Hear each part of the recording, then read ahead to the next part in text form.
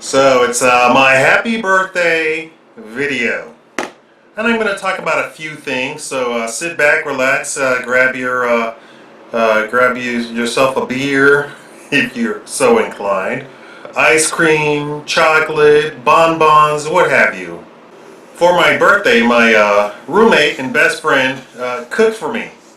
Uh, I only mention this because he does absolutely nothing around the house. He doesn't clean, he doesn't cook. He's terrible. He's a terrible roommate. Good friend though. He's a good friend, except for when you live with him. But I'm an easygoing guy, and I overlook a lot of things. So getting along with me is really just easy. So let's get down to it. So the first thing I'm going to talk about is disappearing minimum wage jobs. We heard about in 2008 and 2009 all of the jobs that were disappearing in the United States, millions per month. And the expert said a lot of those jobs would no longer return. Here we are, a good I'm doing math here. Here we are 6 years later, if not 7, if we're looking at the rollout of the crash started in 2007 or even 2006. People were still trying to say the economy was good in 2006, and people like Peter Schiff and Andrew Napolitano, people like Trends magazine, Jero Salente, were all saying the economy was terrible. We were headed down a bad road. Mark Ferber, Jim Rogers were all saying that the economy was headed down the tubes. MSNBC, CNN were all saying the economy is great. You people are crazy. You people are crazy. But we see that they are all vindicated. And anyway, so fast forward to 2009, and we were losing millions of jobs per month. We are nowhere near recovered. None of those jobs have returned. And they said that they would not return because those jobs had been shipped overseas. Now, a lot of people, I've already done a video on this particular subject that I'm going to say right now. A lot of the people blame Congress and the owners of these companies for this. But the fact is, the owners have retaliated and said, it is not that we're looking for low-paying, low-labor, low-cost labor in China or what have you. It's that we can build a factory in India or in China for just a few $1 million versus in the United States it's $500 million because of the regulation, because of all of that. So we have that, right? We have lost those jobs.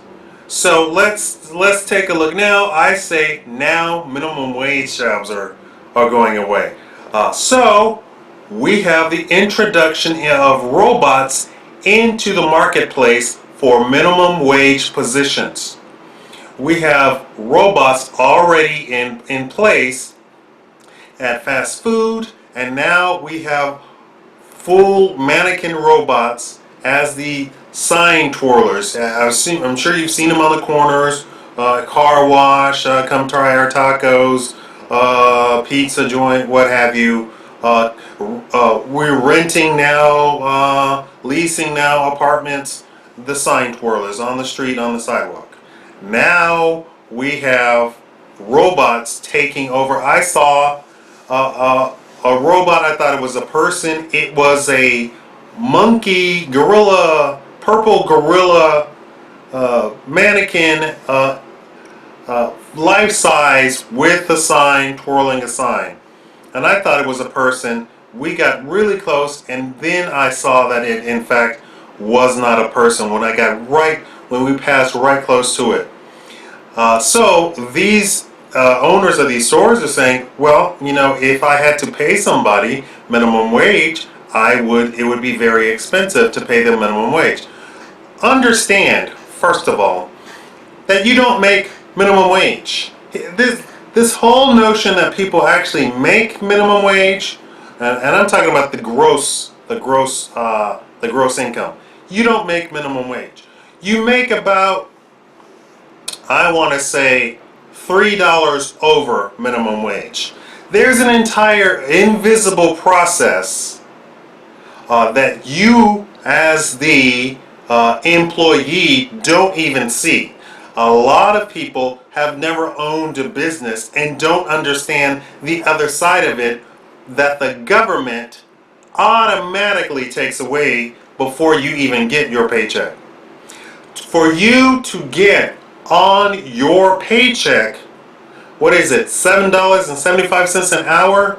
The owner has to pay 7%, has to pay an additional Medicare, additional Medicaid, an additional Social Security tax.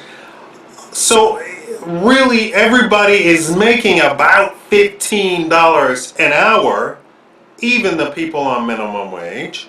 For you to get $7.75 on your pay stub as the gross income, the owner has already paid 6%, 7%, 10%, 12% in labor costs for taxes that go automatically to the government. It's the ignorance of people not researching, not understanding how taxes actually work on both sides of the table. Nobody makes minimum wage in the country. Nobody. If you really want to make minimum wage and have it really good, you should be able to walk into a store or place of business and say, tell you what, I'm going to be an independent contractor. I will file a 1099 tax form every year. You pay me as an independent contractor every 2 weeks or month or what have you.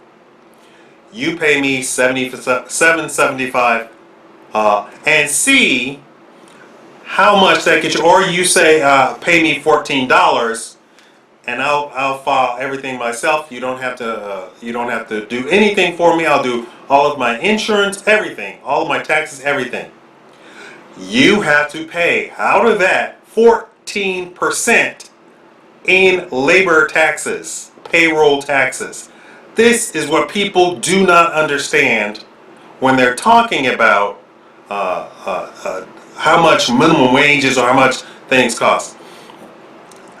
This is the reason all of these jobs are disappearing, because on the other end of the table, on the other side of the table, the owner has to pay all of these taxes, and we, as oblivious Americans who don't even understand this, who no longer research anything, who no longer pay attention, don't know that we're actually making $15 an hour. We just don't see most of it because it's taken out in taxes.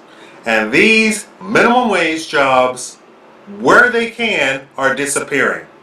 Warehouse jobs are disappearing the fastest. Now, warehouse jobs are not minimum wage jobs.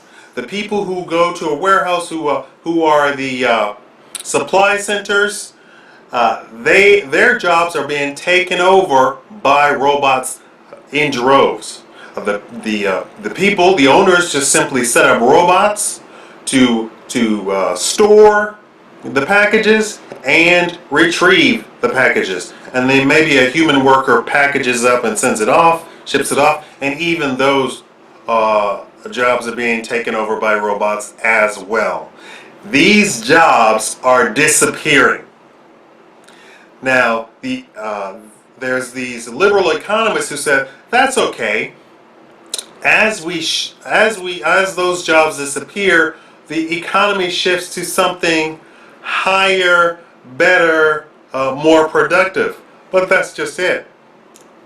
Somebody without any skill cannot shift from or transition to a more skilled, more productive job. It's an impossibility. Everybody would have to have a good high school diploma. And when I say good, I mean you have already taken a bit of auto mechanic skill classes. You've taken some home ec classes. You've become a little bit certified in each of those areas, carpentry, what have you. The stuff that schools used to teach. I mean, we try and discourage our kids now, and the left is always saying, "Oh, that's terrible. You're relegating people to serfdom." No, they have a skill. If you graduate from high school and you go work in a burger joint, that's relegating you to serfdom. Why? Because those jobs are going to disappear. We already have retail, restaurant, fast food restaurants that have in place robotic cashiers. It's not a person sitting there saying, "Thank you for coming to Burger Joint." It's a complete just machine. You put your number, you put your money in, you type up what you want, and the person, the cook, hands you your burger when it's done. That's already in place. All of this, all of these low-end jobs are disappearing. Why? Because it takes no skill to do them. Can you imagine in Japan?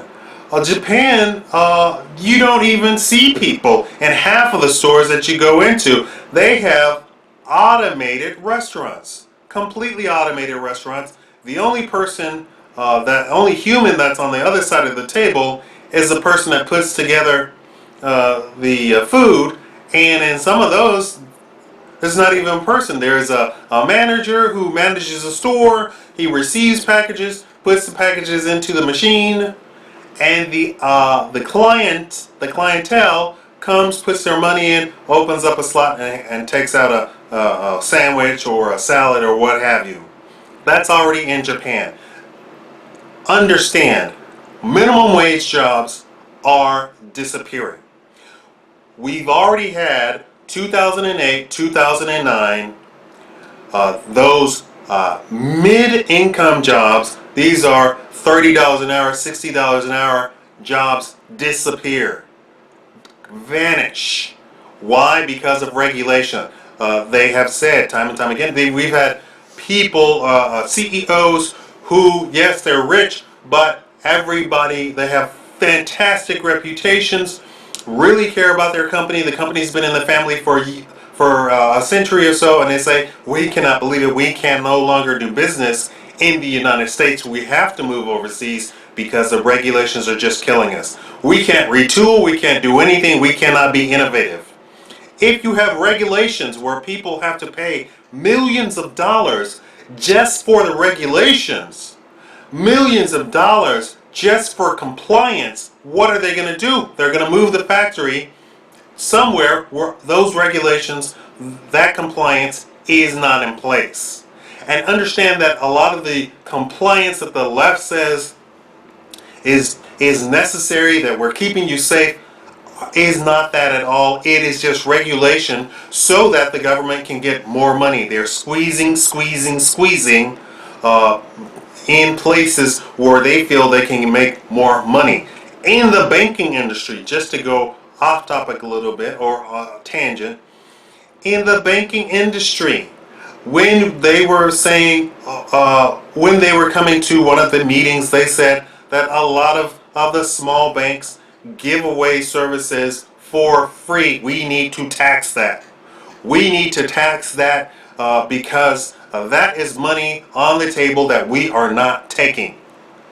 So we have the big banks, the big commercial banks, the big institutional lenders side with the government and say, yes, let's tax that, And of course, the small banks cannot handle it. Why? Because their clientele leaves and said, why would I bank with you when I can easily just pay these big commercial banks the same exact fees, and they're widespread and more readily available. Instead of me going to three locations in my city, I can now go to over 100 locations in the same city and pay the same fees. Why? So they gobbled them up, gobbled them up, gobbled them up.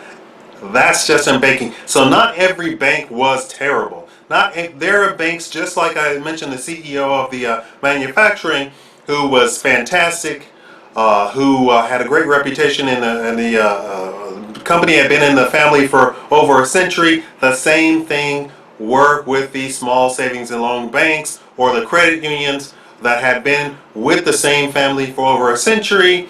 They did well by their clients. They did not lend them high-risk loans or loans they knew that they couldn't pay back, and they kept their loans. They didn't sell it in the secondary market. Swoop comes the federal FDIC, swoops in, takes it over because they're no longer in compliance, and literally, we're talking literally overnight, they passed the regulation and they are swooping in on those banks overnight, the next day. How are they not in compliance? Because one person got services for free that now were taxed, that should have been taxed and should have been handed over to the FDIC or the government. So the FDIC swoops in and already has a buyer. Who's the buyer? Bank of America, Citigroup, somebody like that. Already in place. This is what's happening. So let's go back to the low-end jobs. We're losing the low-end jobs. We're losing the mid-range jobs. What we're not losing are the high-end, very skilled jobs that requires a master's or even now a PhD. So, on Wall Street now, some of the big banks require PhDs for you to get the job. It's ridiculous. It's ridiculous. It is a regulation to keep out anybody who cannot afford that much loans, that particular school. You know, there's certain institutions that only hire from people who graduate from Harvard, only from Yale, only from Brown, what have you, and that's how it's run. That's how they keep you out of the thing, and that's how they're keeping America really dumbed down, in the dregs, and we are crashing. Next topic, Fukushima. This topic is not being reported to my understanding and to my liking. It's not being reported on at all. There was another meltdown. I don't know what's going on. There are suggestions that maybe we're doing HAARP over there, that we are causing minor earthquakes, which are then causing catastrophic results like these nuclear plants melting down. We have people on location who are just riddled with cancer. All the workers are. There was one report that they were trying to patch up something in the nuclear plant with duct tape. It's ridiculous, and it's not being reported. When Fukushima first happened, there was a moratorium. There was a memorandum sent out in California that said we will not say that people should not buy Japanese goods because we want the world trade market to continue smoothly. It's idiotic. Everybody, their people are dying by the thousands over there, and we know that the winds and the waters and the products themselves are carrying these carcinogens over here, this nuclear exposure over here, and people in the United States are having a much higher rate. I think somebody said 900% in one report that we're having a rate of carcinogens happening in our population for people using Japanese products. My roommate's family is from Hawaii, and he's calling them and emailing them and telling them to maybe go on an extended vacation. His parents are retired, so they have the time and the money to go live somewhere for a month or two and not worry about it, and maybe the cleanup will happen. But really, this story is not being reported on enough. So, what's my point? Do not use Japanese products whatsoever. Don't be exposed to them. Don't be around them. Don't buy cars from Japan. Don't buy electronics from Japan. Nothing. Stay away from Japanese goods. Make sure you look and stay away from them. You are responsible for you. Screw the politicians. Screw the people trying to make money off of trade and international trade. Who cares about those people? Why? Because they don't care about you. Stay away from Japanese products. And if you are so inclined, write your state congressman, your state legislator, your mayor, your governor, lieutenant governor, write them, email them, call them, and say, I do not appreciate these trade barons and trade czars trying to downplay the Fukushima catastrophe, and please get this out to the public. Write them and tell them that you don't agree with the news not carrying this and the news not reporting this. You are responsible for you. The bottom line. If I wouldn't live in California, period, just on general purposes, but this at Washington, California, I would recommend you move away. This is your life. This is your children's lives. This is your family lives. Move out of those states and move somewhere, I don't know, east or in the Midwest, what have you. But stay away from Japanese products, period. Period. All in the entire United States. We should have a moratorium on purchasing Japanese goods. I mean, it doesn't make sense. Who cares? It's obvious that the politicians don't care. They don't care about your lives. They don't care about our lives as Americans. They don't care. They don't care. They don't care.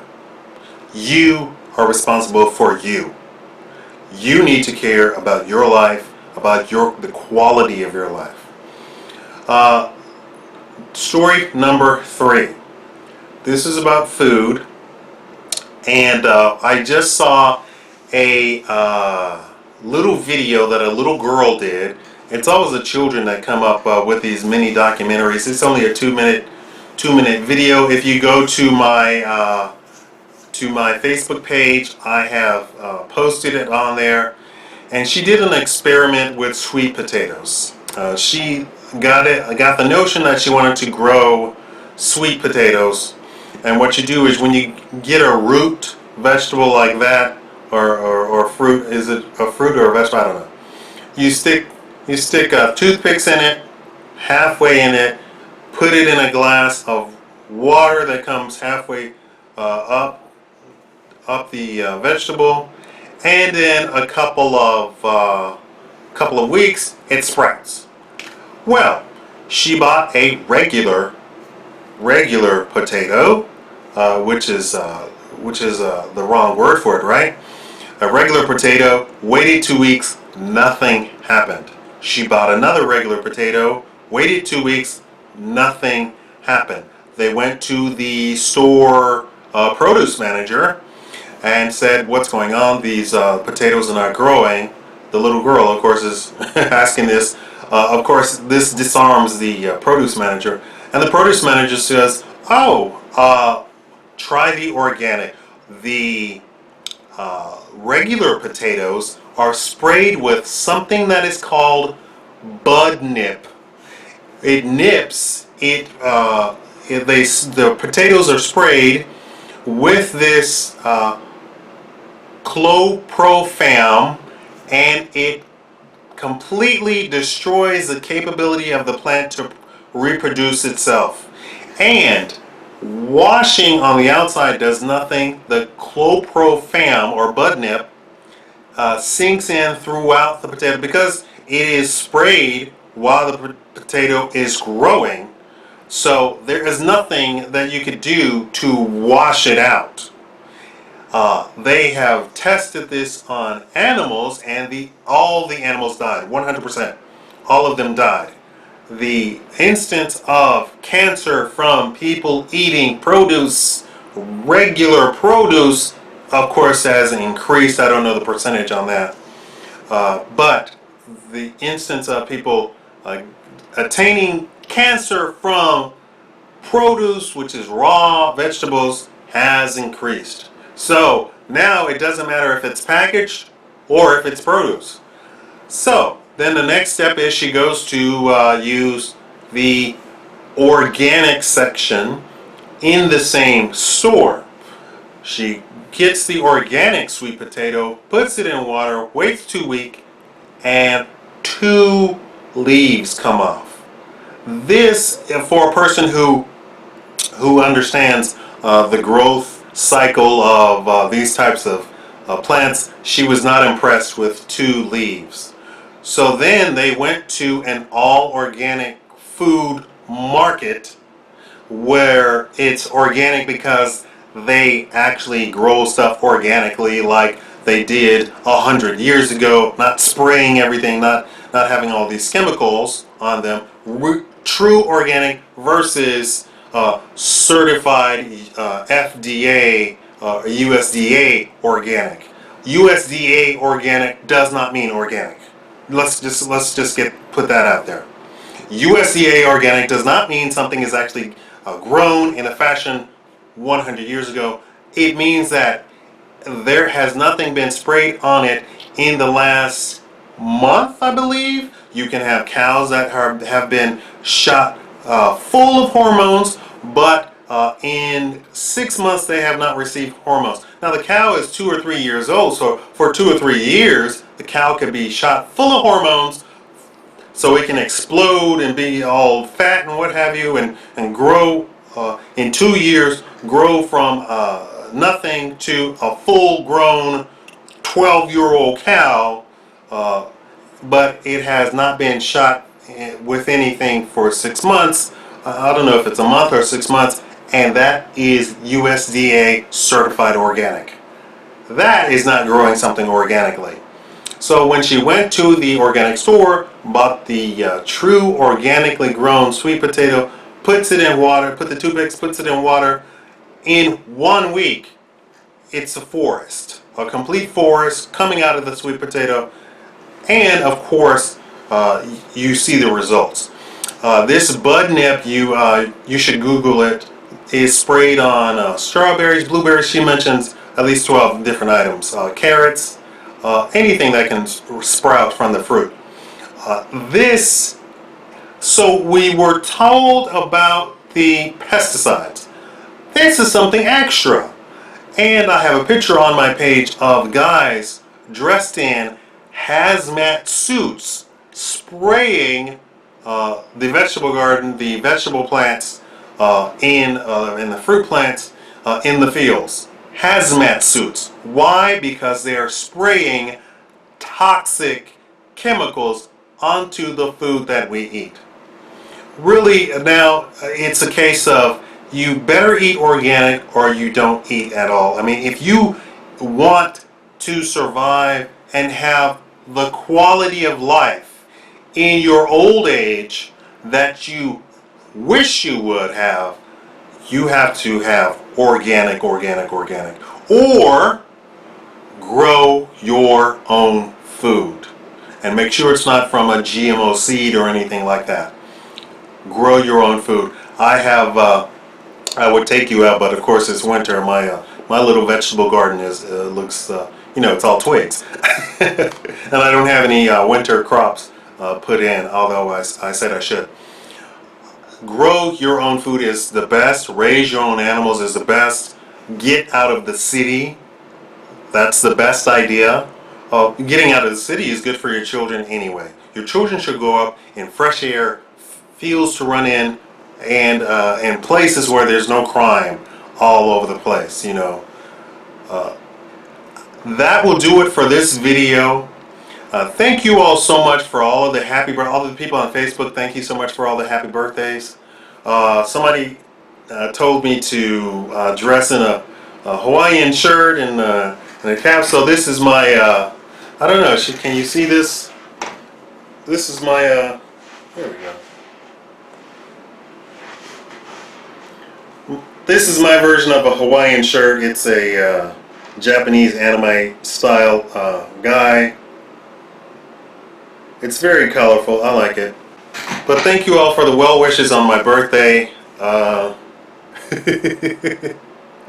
And thank you all for subscribing and liking my video. And like I said, the contest is going on for the 10,000 subscriber. Make sure you share my videos. The more you share my videos, the more subscribers I get. The closer, the faster we get to the 10,000 subscribers. I just really appreciate everybody. I really do. Thank you.